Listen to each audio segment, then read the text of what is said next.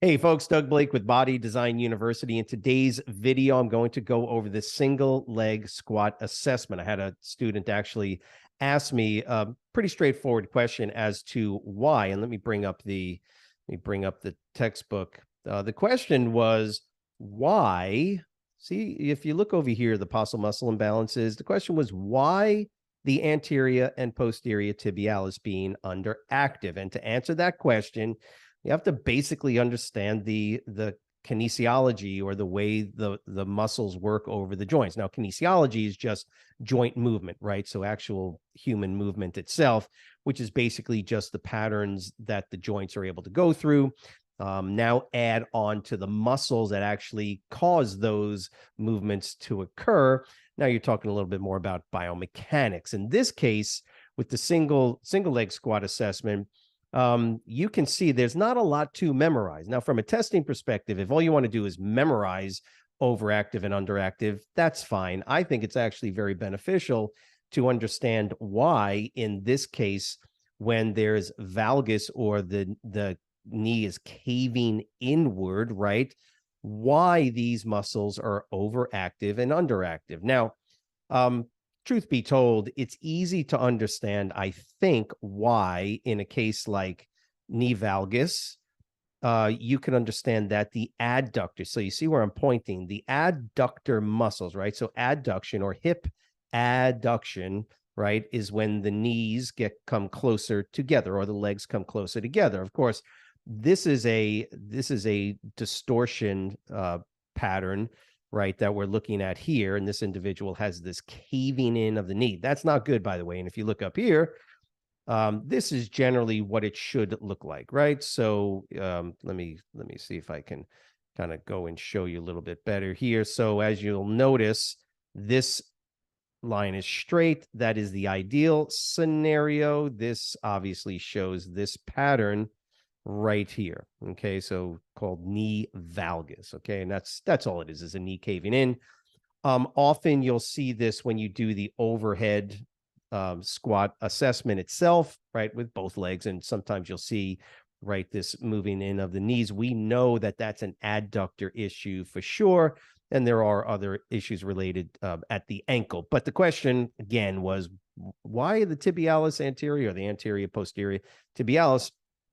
And the answer is it's pretty cool. It's pretty interesting when you think about this.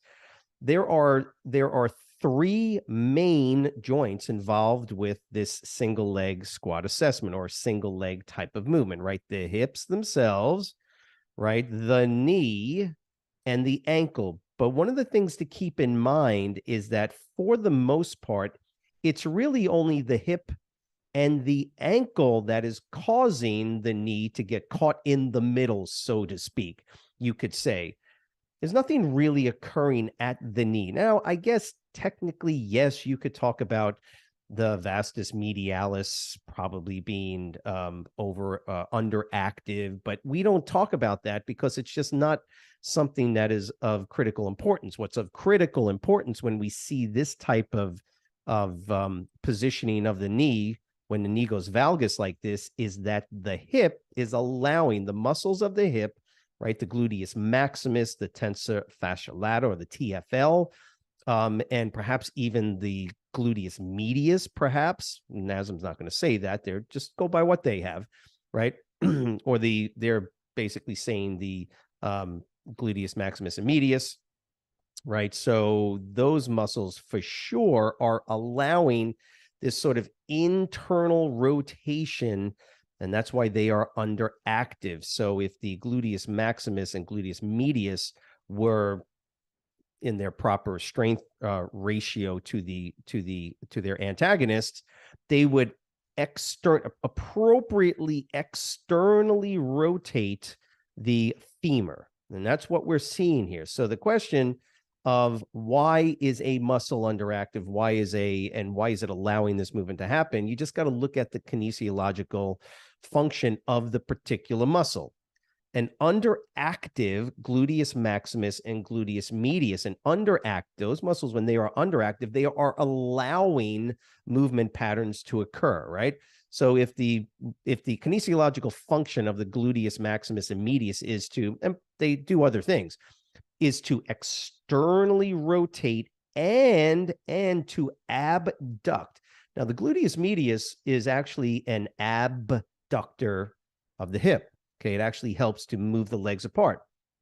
So if the gluteus medius is underactive, it's not strong enough, it's not going to do its normal job of maintaining static abductor in an abducted stance. Hope that makes sense. It's not doing the abduction it should. So it's allowing adduction and internal rotation to occur. It's the same thing with the gluteus maximus. Gluteus maximus is a hip extender. I'm not worried about that kinesiological function, but the gluteus maximus is a pretty powerful external rotator. It maintains the femur to externally rotate. Well, if it's not strong enough, it's going to allow internal rotation. It should be pulling, but it's not, right? It's underactive. So that leads then to the next one. Okay, I guess you could kind of deal with that, right? You can say, that makes sense. But why the ankle? You would think that the knee and the ankle are getting caught, right, up in the weakness of these muscles, the gluteus maximus and medius. But here's the interesting thing about the anterior and the posterior tibialis. They are the primary inversion muscles, right? Remember what inversion and eversion were at the foot. Again, this is one of the things you got to kind of commit this to memory. Inversion. Let me use my well, my phone is too dark. Let me use something else. I'll use my mouse. How about that? Pretend my mouse is my foot. That's my foot. Now, if this is my big toe, like my thumb is my big toe, that's on the inside of my foot, right? Okay, I'll get what I'm saying. So big toe, pinky toe, big toe, pinky toe. Inversion is when the big toe lifts up and the sole of the foot goes in toward the midline of the body. You get that? Inversion is when the sole of the foot, the bottom of the foot, turns into the midline of the body, right? So the foot turns inward this way. Eversion is when it's just the opposite, when the sole of the foot goes away from the midline of the body, right? In other words, you get flat feet. So in the case of this guy right here, what is his foot doing right now? It's everted. Everted. In other words, the arch, he's lost the arch. While he's doing the movement, he's losing his arch. And when you lose your arch, that means you are everting. That's eversion. Now watch, because the anterior and posterior tibialis are inverters, they actually, when they are strong enough and they're doing what they're supposed to do, and they would not allow the arch to collapse down.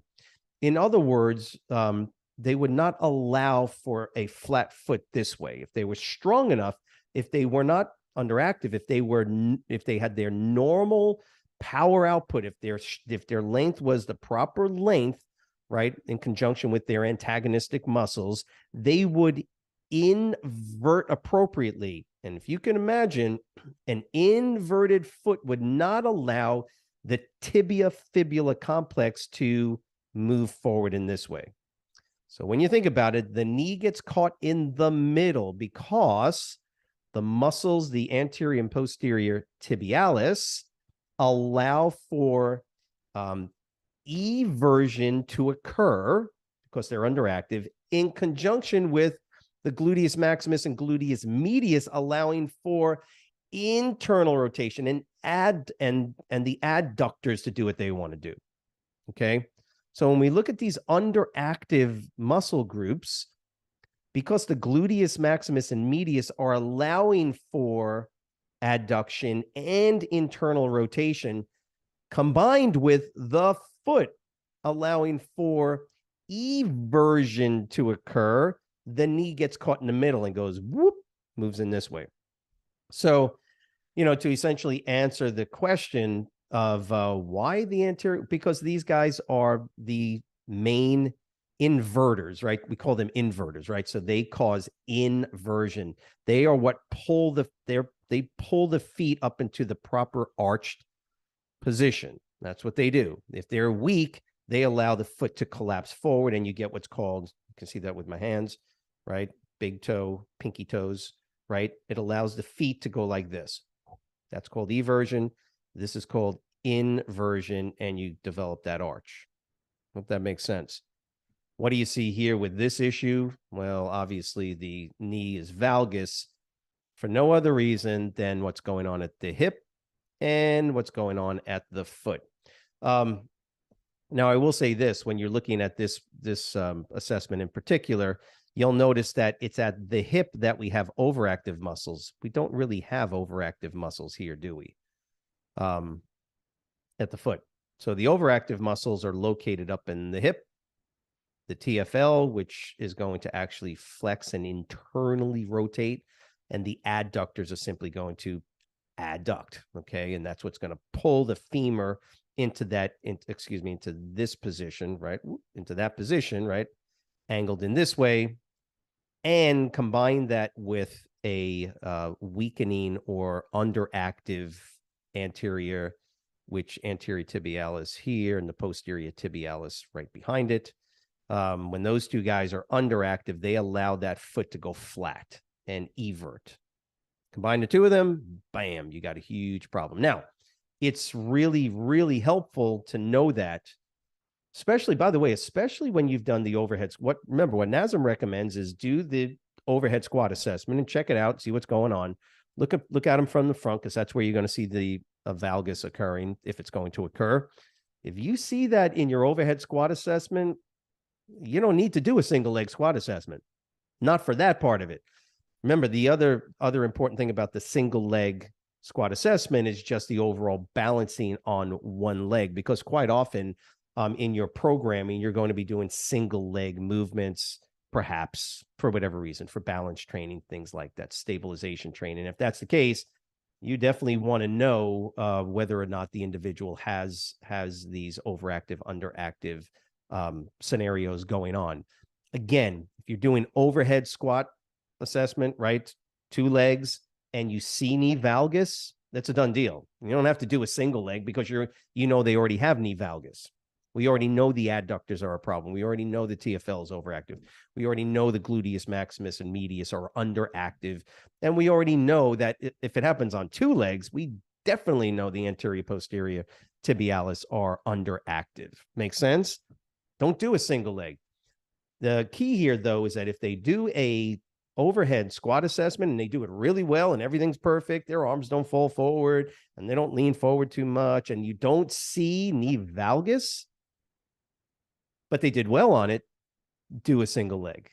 Do a single leg, because you don't know if there's unilateral imbalances, right? Unilateral meaning the left side is a problem and the right side's fine, or vice versa. Look, I hope this has helped.